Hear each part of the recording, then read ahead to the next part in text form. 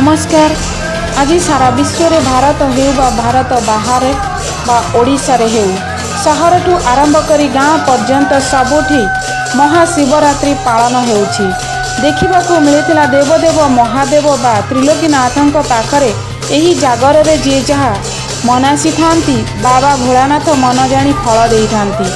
आगरू जेउ भली जागर रे लागि थाए भिड़ चलित वर्ष किंतु ताहा देखिबाकू मिलेनि। भगवानଙ୍କ पाखरे नाही भक्त मानंक भिड़।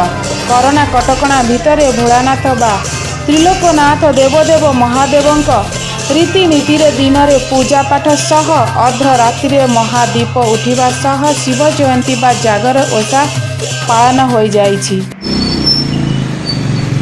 आज्ञा आपन को लोकनाथ 24 न्यूज को आम स्वागत करुचु। आज जो थिला बाबांकर महाशिवरात्रि जो उत्सव थिला केमिति कोन आपण पालन कले?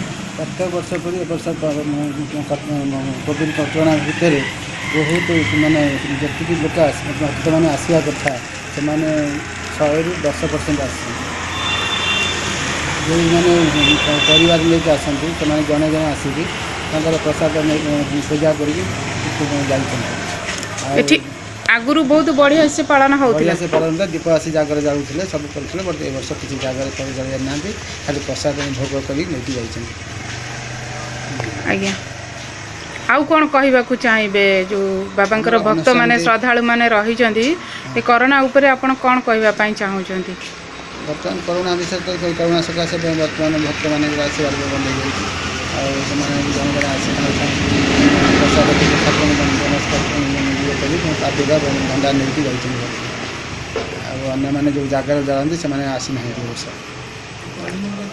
आज्ञा गोसी दीप उठा कथा ठीक टाइम उठी भक्त समागम कमी जाइए बर्तमान कोविड कमी कटकणा भितर लोक कोविड कटकणा पालन कर भक्त ठाकुर प्रति सदा कमी जाइए। आज्ञा आपण परिचय टे देवे? कपालेश्वर ग्राम। Thank you.